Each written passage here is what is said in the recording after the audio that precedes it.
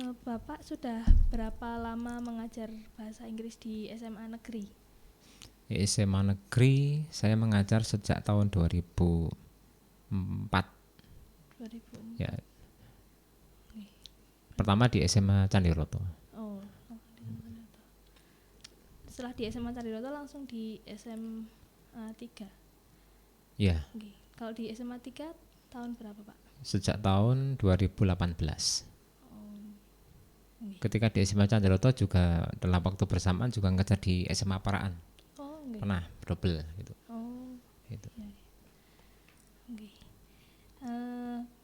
Kalau Bapak pernah mengikuti atau mendapatkan pelatihan atau sosialisasi atau dulu mungkin mata kuliah mengenai pendidikan inklusif? Seingat saya tidak pernah mendengar kata inklusi juga mungkin baru-baru saja ya. Ketika sistem PPDB online ini mungkin mendengar kata, kan ada pendaftaran inklusi gitu kan. Nah itu mulai mendengar kata-kata jalur inklusi di situ. Berarti sebelumnya belum pernah sama sekali mendapatkan pelatihan atau sosialisasi seperti itu ya, Pak? Belum. Pernah. Oke.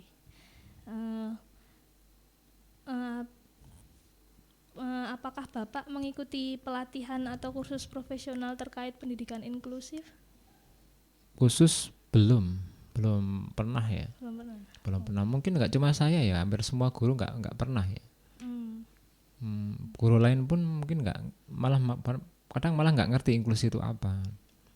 Kebetulan kan saya sebagai panitia PPDB, jadi ada pendaftaran jalur inklusi, terus saya pelajari gitu kan, waktunya kapan dan sebagainya, persyaratannya. Nah itu baru tahu itu. Kalau yang lain mungkin malah nggak tahu sama sekali mungkin.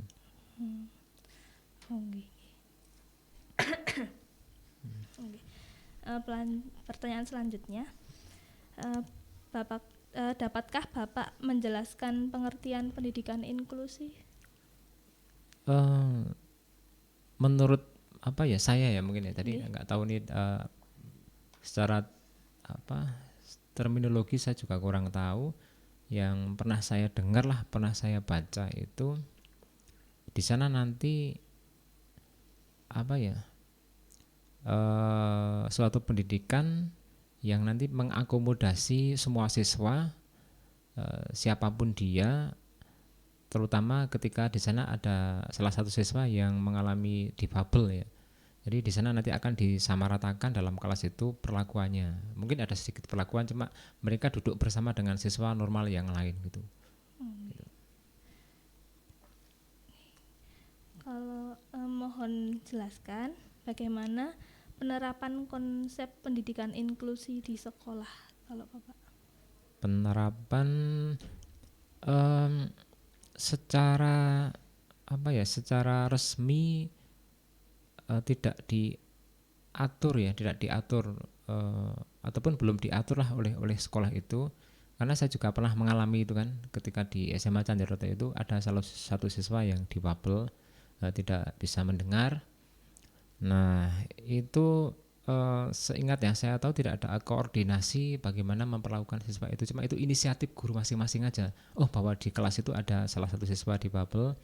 Nah nanti persiapan dan perlakuan itu tergantung pada guru masing-masing, karena tidak ada mungkin panduannya, semacam panduan resmi bagaimana cara menangani siswa kalau inklusi, bagaimana cara melaksanakan pendidikan inklusi, mungkin memang belum tahu gitu.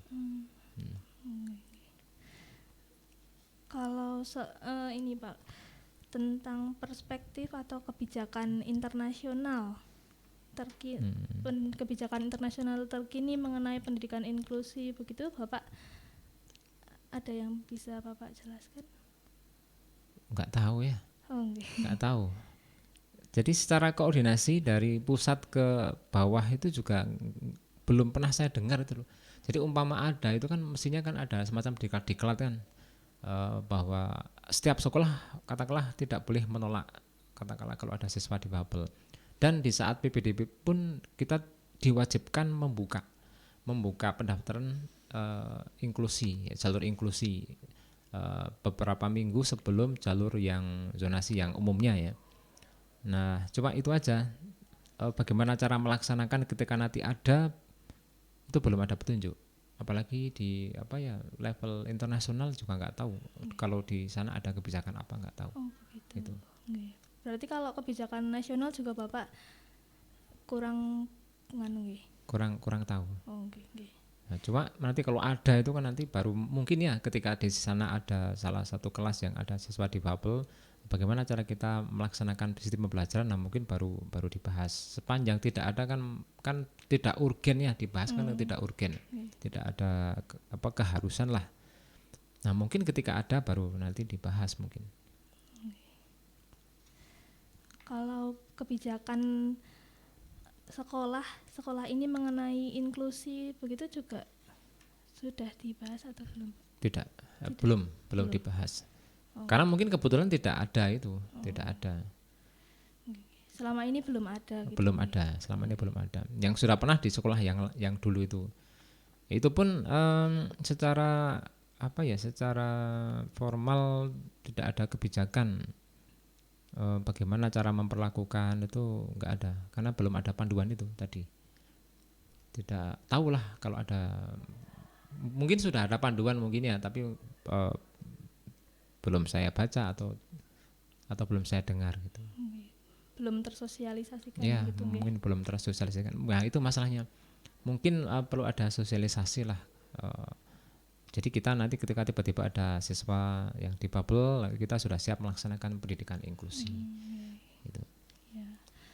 Kemudian kalau Bapak sendiri, bagaimana sikap Bapak terkait pelaksanaan pendidikan inklusif di SMA negeri?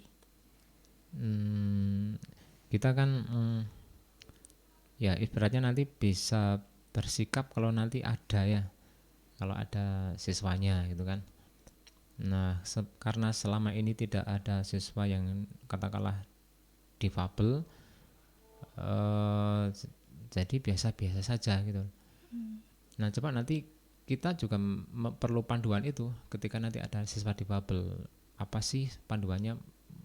Barangkali kok sudah ada, nah itu perlu disosialisasikan sampai ke bawah gitu.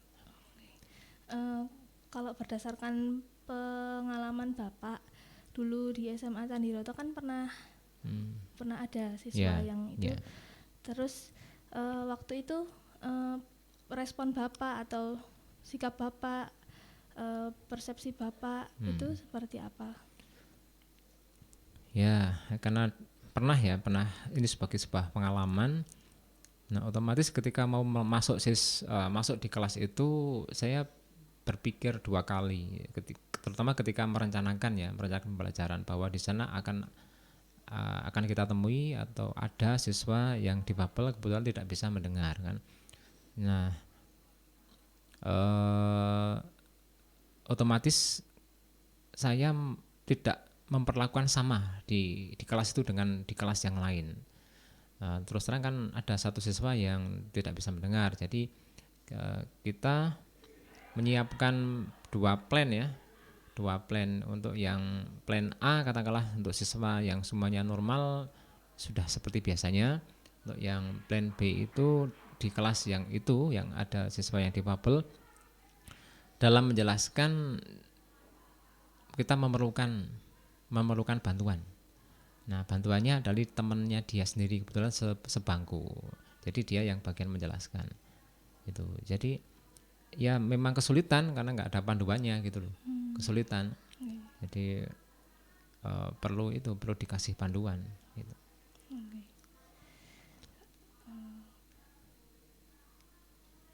Kalau berarti saat ini tidak terdapat anak berkebutuhan khusus di kelas Bapak sekarang nggih, mboten enten nggih? Tidak ada. Okay. Kemudian pernah mengajar. Oke. Bagaimana Bapak mengatur lingkungan kelas yang inklusif?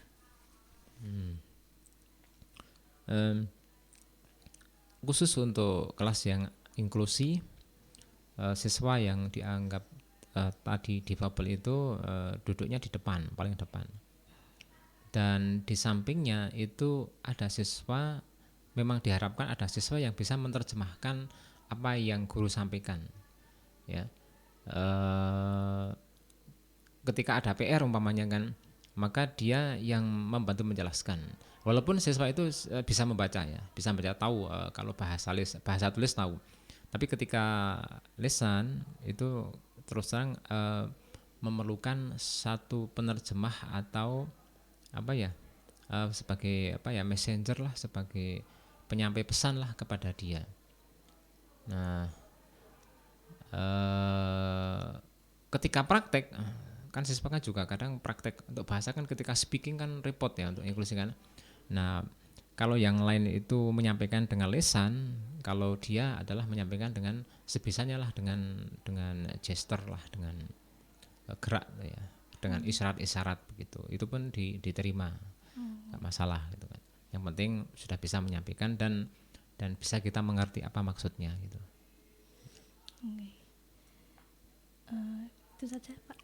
Ya, Kalau berarti kalau tempat duduk tadi di depan gitu. ya di Tempat depan. duduk Dan di sampingnya ada siswa yang temannya dia yang membantu. bertugas membantu. Oke. Membantu yang disampaikan guru untuk sampai ke dia, dan membantu ketika dia melakukan sesuatu, ketika katakanlah melakukan komunikasi dengan bahasa dia ke guru.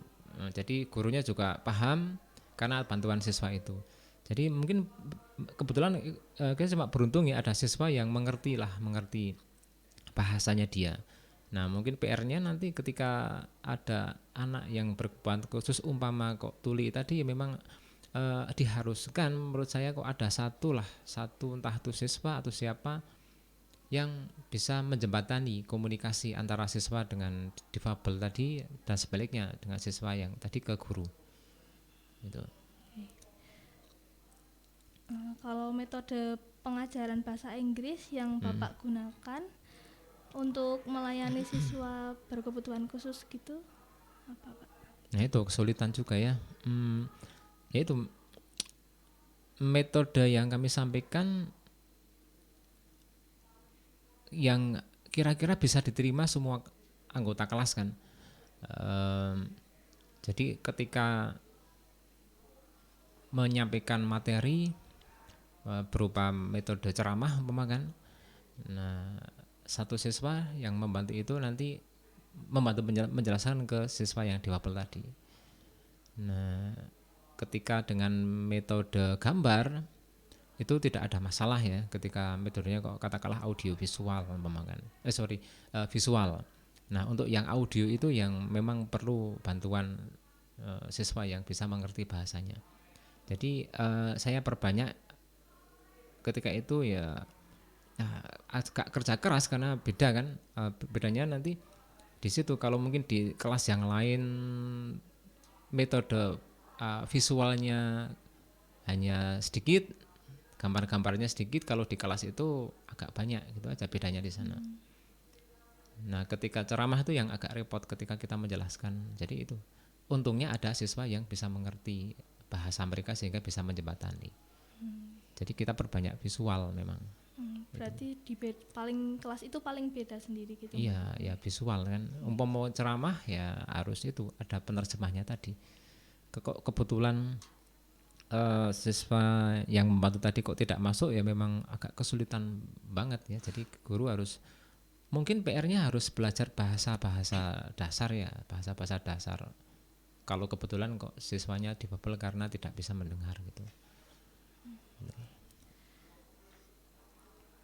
Kalau ini Pak, apakah Bapak memiliki program pembelajaran bahasa Inggris yang dikhususkan untuk siswa ABK? Untuk siswa? Berkebutuhan khusus, anak berkebutuhan khusus. Iya. Sementara karena tidak ada, jadi tidak kami siapkan. Nah, kami menyiapkan hanya untuk apa ya, siswa yang normal, yang 100% tidak ada masalah gitu kan. Terutama dari sisi pendengaran ya, karena bahasa kan, kalau difabelnya karena fisik kaki nggak masalah sih, nggak ada bedanya juga. Karena bahasa yang penting, kalau ketika di sana tuh kok ada difabel karena tidak bisa mendengar, nah itu baru ada perlakuan ataupun RPP atau perencanaan yang berbeda gitu. Karena tidak ada, ya kami hanya menyiapkan normal saja. tidak ada perencanaan untuk pendidikan inklusi.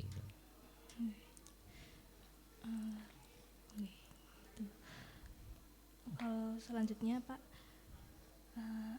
adakah layanan pendukung yang Bapak terima dalam rangka meningkatkan penanganan siswa ABK, siswa anak berkebutuhan khusus? Pendukung gitu ya. Nggih, pendukung untuk Bapak ngoten. Alat tuh atau gimana tuh maksudnya? Nggih, seperti support gitu, support sistemnya untuk Bapak. Entah mungkin dari sekolah atau dari pemerintah kabupaten gitu. Oh iya, tidak ada kebetulan ya. Tadi pemerintah juga belum memberikan suatu perangkat ataupun alat untuk yang difabel. Sementara saat ini kita belum pernah mendengar menerima gitu ya. Ya, ketika sejak dulu sampai sekarang kok tidak ada itu, belum pernah mendengar lah. Belum pernah mendengar ada bantuan ataupun support bagi guru ya, maupun bagi siswa jika ada untuk mendukung ini pendidikan inklusi ini. Sementara belum ada. Itu. Kemudian apakah Bapak memiliki praktik kolaboratif waktu di Candiroto nggih Pak? Praktik kolaboratif. Praktik kolaboratif dan konsultatif di sekolah waktu itu. Waktu itu yang saya ingat tidak ada ya. Jadi masing-masing guru itu ibaratnya menyiapkan strateginya masing-masing, tidak ada koordinasi lah. Oh, untuk di kelas ini nanti yang ada siswa difabel, yuk mari kita gini, itu nggak ada. Nggak ada koordinasi.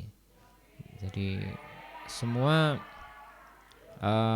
guru ya pokoknya mengatasi masalahnya ya dengan caranya masing-masing gitu. Nah, mungkin itu yang dianggap kurang mungkin ya. Jadi memang perlu ada koordinasi atau kolaborasi antara masing-masing semua guru yang mengajar. Tapi kebetulan ketika itu ya kalau saya ingat ya ini kan info apa adanya ya, memang tidak ada koordinasi lah ataupun kolaborasi semua elemen itu. Jadi semuanya bergerak ya atas inisiatif masing-masing aja gitu. Kemudian apa saja bahan ajar yang Bapak gunakan di dalam kelas inklusif?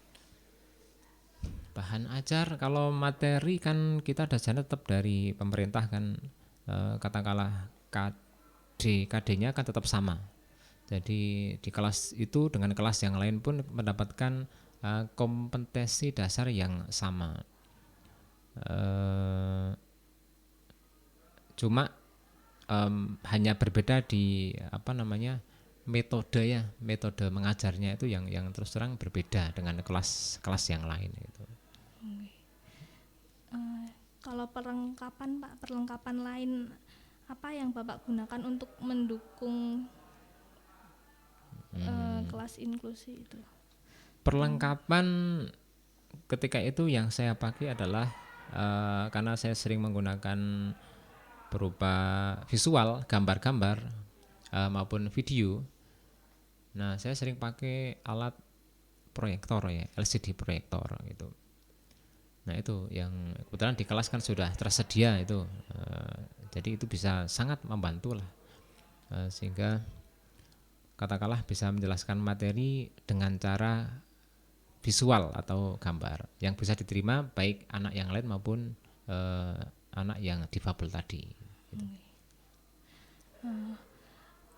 Untuk bahan ajar dan perlengkapan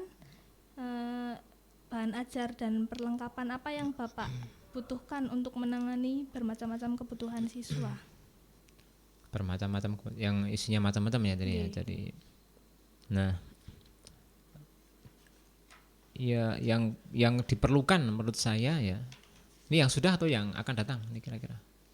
Yang sudah ataupun yang akan datang? Yang sudah itu kan di kelas ya, untuk menjelaskan materi khususnya dari bahasa di kelas itu ada audiovisual, jadi perlengkapan audiovisual.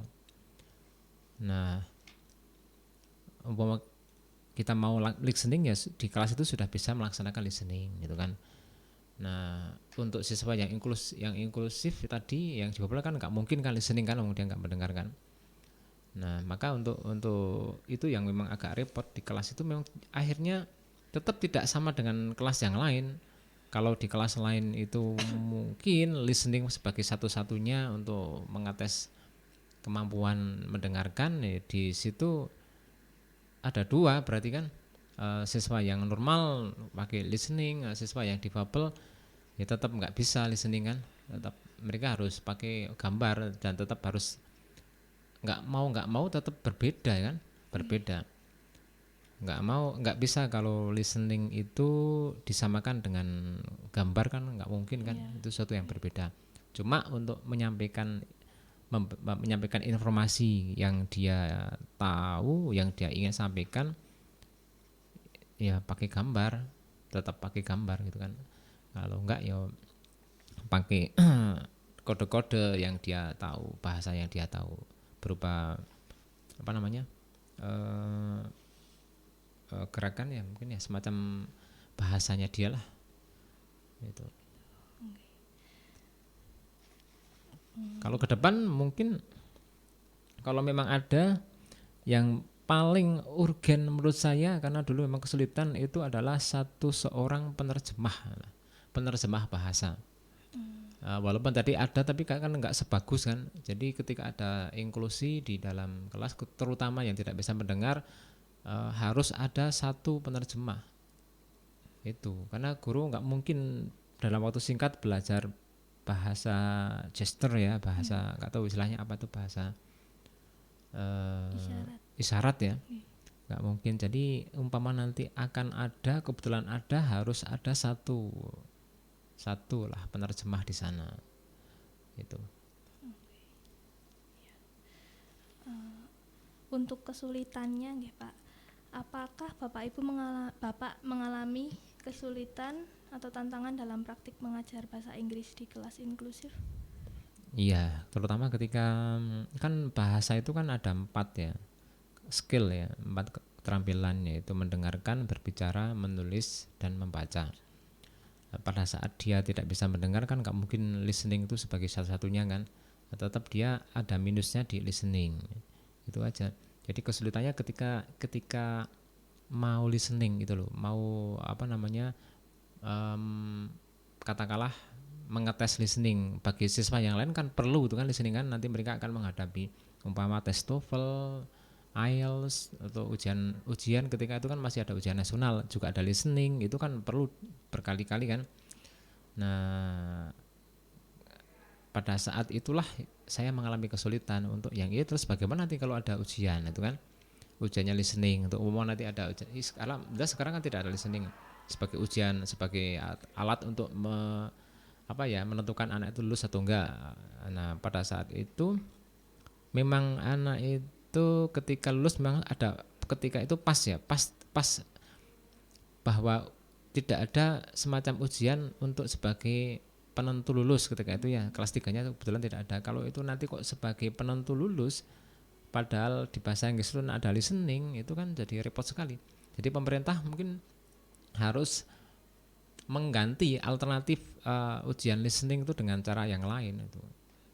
Nah, itu yang jadi problem ketika listening itu.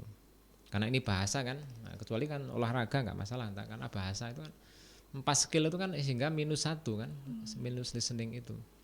Nah, speaking oke lah kita bisa mengerti walaupun dengan isyarat kan, gitu. Menulis tidak ada masalah dia, membaca tidak ada masalah, cuma yang berkaitan dengan mendengarkan itu yang jadi repot itu kan. Ya. Kemudian bagaimana Bapak menghadapi kesulitan atau tantangan dalam praktik mengajar bahasa Inggris di kelas inklusif tersebut?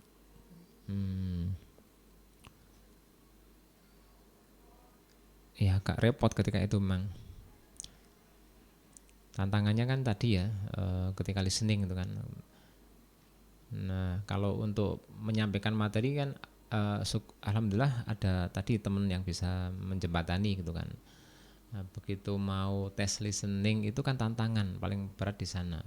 ketika saya mau memberikan materi berupa suara itu lah yang juga repot. Nah, padahal si temennya itu kan juga sedang konsentrasi juga mengerjakan tugasnya sendiri itu kan. Sementara sambil harus menjelaskan teman sebangkunya yang tidak bisa mendengarkan. Itu tantangannya itu yang paling besar itu. Untuk menghadapinya Pak, menghadapi seperti itu. Berarti pakai bantuan teman itu nggih? Iya, pakai bantuan teman tadi. Ya tantangan ke depan kalaupun akan ada ya, kebetulan ada itu harus ada penerjemah itu. Karena itu bisa menjawab masalah kan. Nah masalah saya ketika itu nggak ada solusi sih. Jadi udah saya biarkan kan, saya biarkan aja. Ketika listening otomatis satu anak tidak terlayani dengan baik lah, terus terang aja. Jadi saya juga memikirkan anak sisanya yang lain gitu kan. Nah jadi itu 2 kali kerja kan, 2 kali kerja. Nah untuk solusinya ke depan ya itu harus ada penerjemah itu yang mengerti bahasanya gitu. Semacam guru pendamping begitu nggih Pak? Iya mungkin ya, guru pendamping atau mungkin dari suatu yayasan atau relawan ya, relawan yang bisa mengerti lah. Jadi ketika nanti kok ada inklusi, saya pun sepakat lah itu harus dilayani dengan baik. Cuma solusinya kan itu loh di